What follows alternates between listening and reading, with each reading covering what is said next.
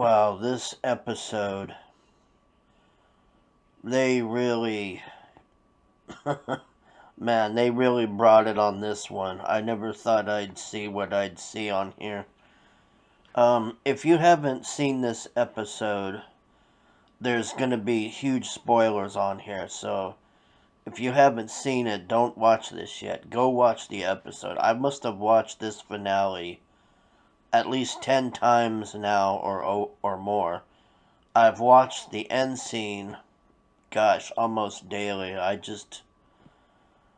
It's just awesome. Alright, so we'll start off here. So, Boba Fett and Mando, they found that genetic scientist guy, the one that was on season 1 that was testing on the baby or whatever. So, this prick here is messing with Gina Carano, which it wasn't a good move for this guy. So, this guy is telling Gina Carano, "Oh, I was on the Death Star. I watched your planet explode, and how do you like that? We're fighting terrorism and all this." And she's like, "This is your last chance." So the guy keeps going on about how awesome it was to blow up her planet and all this, and she just shoots the guy in the face point blank, man. She don't mess around. Even the Mando, the Mando, even with the helmet on, you could just see like he's just like, holy crap! I mean, this you don't mess with Gina Carano, man. That's all I gotta say. So him and Bubba go to find Bo-Katan here to get her help, and she's reluctant to help at first. She's like, "Oh, you ain't gonna find Gideon and all this." And now, I didn't put this on here, but I'm gonna talk about it a little bit because,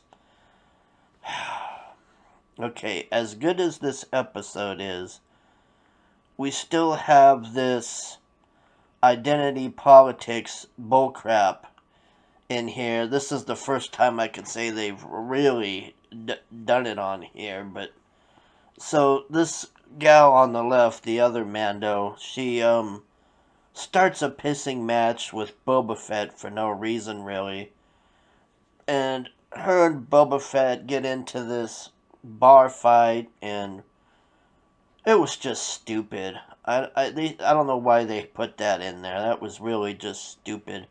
Now, what I did like was Bo-Katan realized that Boba Fett was a clone. Because I've been wondering about this since the last episode where Boba Fett's like, "Look at this. This is my family tree line, and this is my grandma here, and all of this." And then Mando's like, "Oh, okay. I mean, she knew he was a clone, and Boba Fett just kind of, I don't know. It's like they don't address it very well. Boba Fett just kind of ignores it and gives him a bunch of shit, and I don't know. They end up making a deal because she figures out that he knows where Gideon is and has the dark saber thing. So they're devising this plan to go raid this ship so she can get the dark saber, and the scientist guy here is telling him, well, they don't have stormtroopers anymore. They've got new battle droids that are new and improved and really hard to fight, and they're third generation and all this. And so they decide they're gonna just zerg this ship with Whammon Team 6 here and blow everything up while Mando is going and getting the kid. So here we have Whammon Team 4 here, I should say. And, you know, this is what they tried to do in Avengers with that scene. Like, I mean, well, I'll say this. It works somewhat because Gina Carano is very believable, okay? And Katie Sackhoff is very believable. And the wrestler chick, I mean, I don't know, I don't really have much complaints with her, but and this gal from Legends of Shields, or what is it, or Agents of Shields. I'm just so burnt out with this lady. Every time there's an Asian movie or something with Asians, it's like they stereotype and put this woman in there. I mean, she's in everything. I can't think of. Anytime I see something with Asians, here's this lady here. I mean, it's very bad stereotyping, so. Anyways, they're just blasting through stormtroopers like they're Swiss cheese. So Gideon decides to activate the Dark Troopers here, which are third generation battle droids, heavily armored, and I don't know.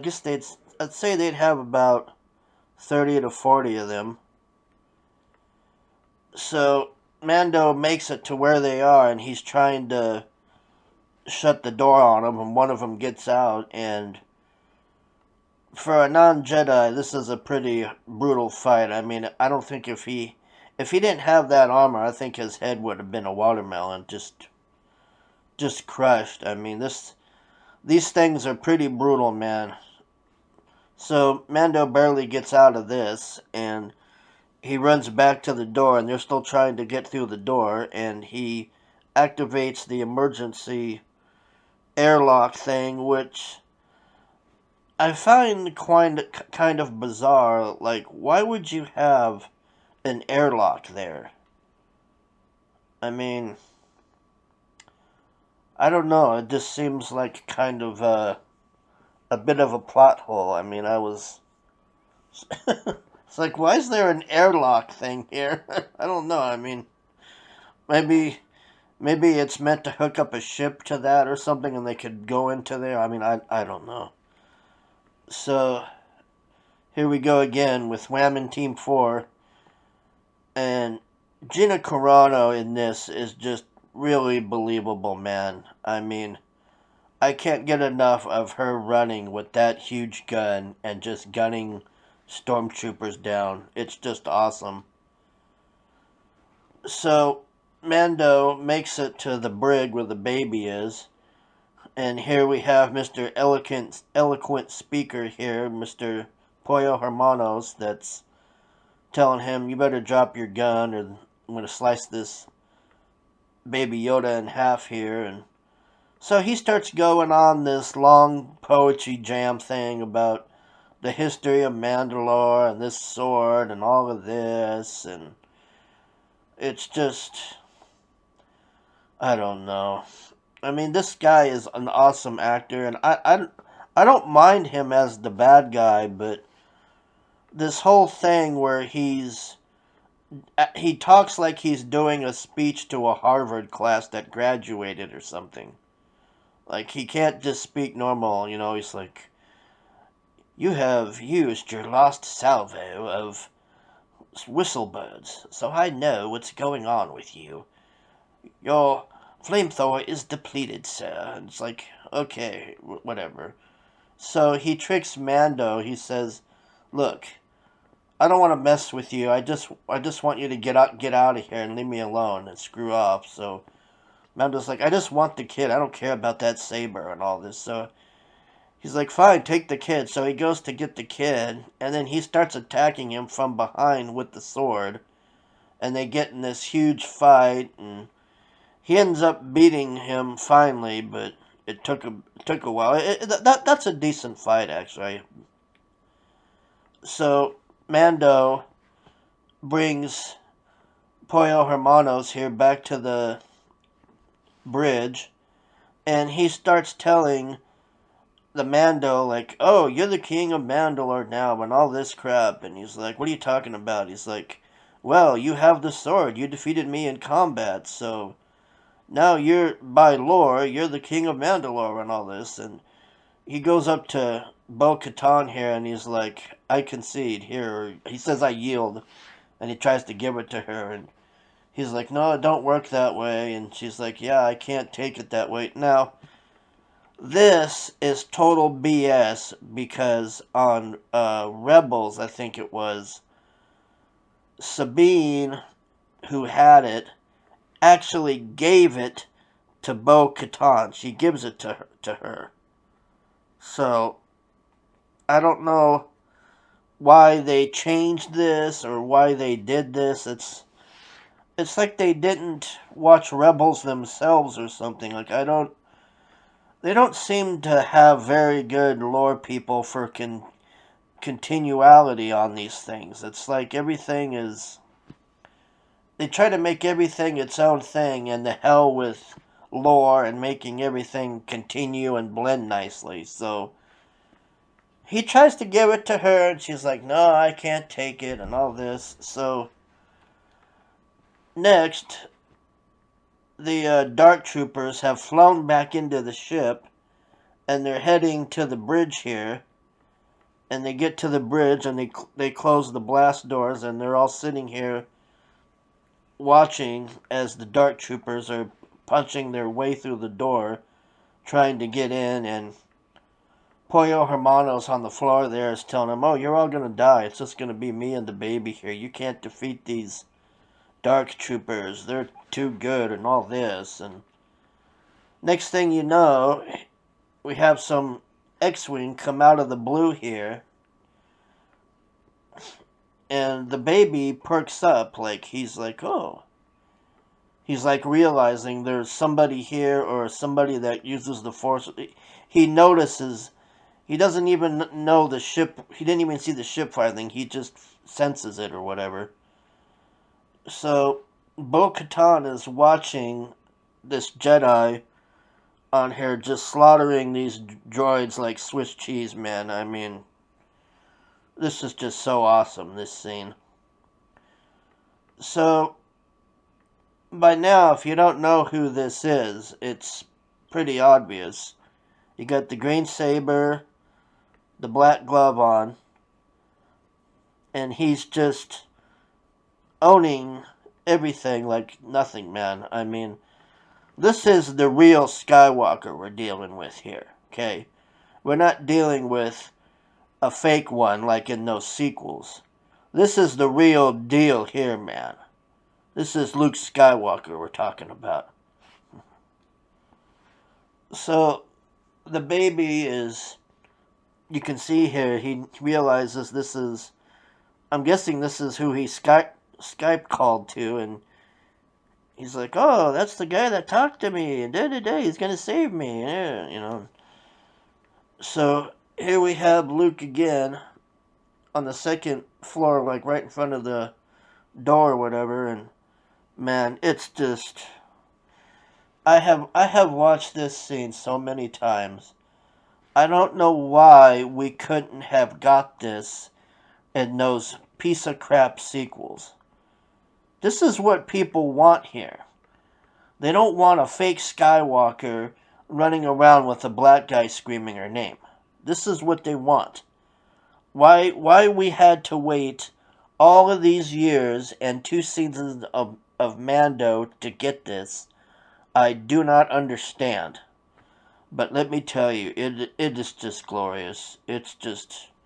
If they would have put just Luke coming on to hear his scene in the theaters, I would honestly pay $50 just to watch this. It's just awesome. So, here we are at the end before he opens the door. And this is probably the best scene ever, man. I don't think there's going to be something more awesome than this. He literally force crushes this dark trooper like a Coke can. I mean, he just crumbles him up like a trash compactor and leaves him in a pile of parts on the ground, man. It's just awesome. It's just awesome. And here we go. It looks, I've heard a lot of people saying it looks crappy and everything. I thought it looked fine to me. It didn't... I mean, it could have been a little better, but... I mean, overall, I am just so glad to see him.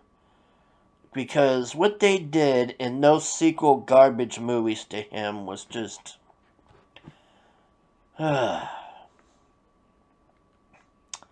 So, the Mando's all, "Are you a Jedi?" And Luke's like, "Yeah," and he's saying, "I'm gonna take the kid and I'm gonna train him and I'll give my life to protect him and all this." And Mando takes off the helmet here, as you can see, and he tells the baby, "Don't be afraid. These are your people. This guy's gonna train you, and I'll see you again," and all of this. And I mean, it's just, they really nailed it with this finale, man. It was just so awesome.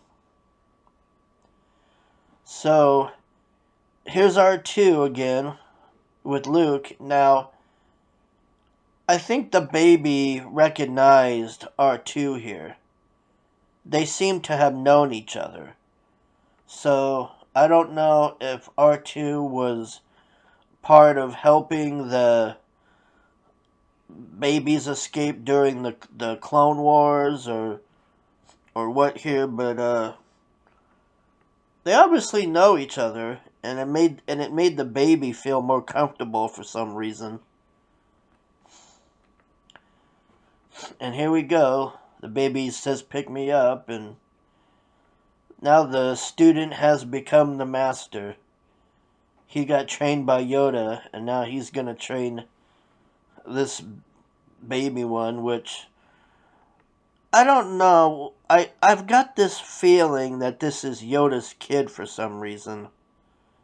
I mean, he may not be related to Yoda or something, but it just made me think of The Empire Strikes Back, because he got trained by Yoda, and here's this Yoda baby here, and now he's gonna train it, which is, talk about coming full circle. I mean, this was just so awesome. I don't know why we can't have more stuff like this. I don't care about that stupid garbage sequel junk with the fake Skywalker and all that crap. So we have an awesome scene here that this kind of reminded me of E.T. I mean, they're all just kind of in awe of Luke, and Gina Carano. They showed Gina Carano like staring at him, like they do a close up of her, and she's just like, "Wow, this guy's as hot as hell," or something. It was like she wanted to bone Luke or something, but I think they all realized that this guy was the real deal here, and he saved all their asses. And I find that hilarious too, because that stupid Kathleen Kennedy idiot, her whole thing is, "Oh, powerful women and all of this, and girl power, and forces female garbage, and all that crap." Well, it took one man to save all of them. They probably would have died if it weren't for Luke in there. So I think this is the best Christmas present Disney could ever give us for a while here. I mean, it's a good start for an apology for those garbage movies with all that fake Skywalker garbage. So I hope we see more of this. There's a scene after this with Boba Fett, which I guess there's gonna be a Boba Fett show coming next year, and it looks okay, I guess. I mean, just make sure you watch after the credits. So apparently it's gonna be like Game of Thrones or something, because Boba Fett is taking over where Jabba left off, because he goes to Jabba's palace with that gal from the Agents of S.H.I.E.L.D., and he's taken this throne. And then they said the Book of Boba Fett coming next year. And then Mando Season 3 after that, which is fine. I don't know if this guy's still going to play Mando or not. I could care less either way about him. He's just... he got... the Mando on the show is a second fiddle to everyone else. That's the problem. I mean, they're all watching a puppet go, and he's getting all the attention.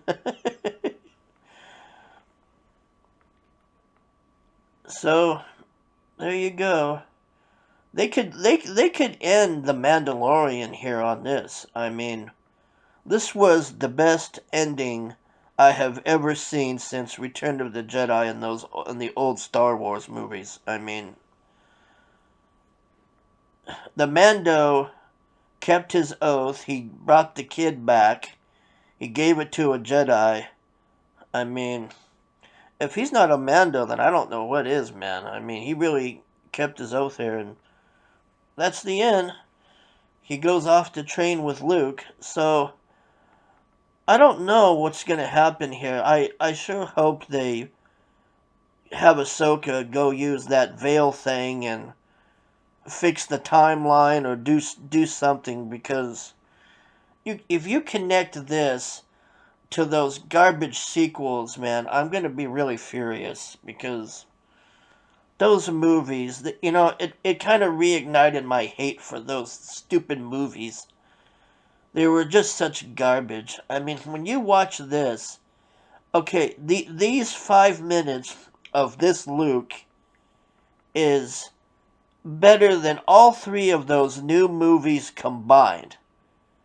In 5 minutes, they've totally destroyed those new garbage movies, even worse than they already are. I mean, this really owned the hell out of them. It was just awesome.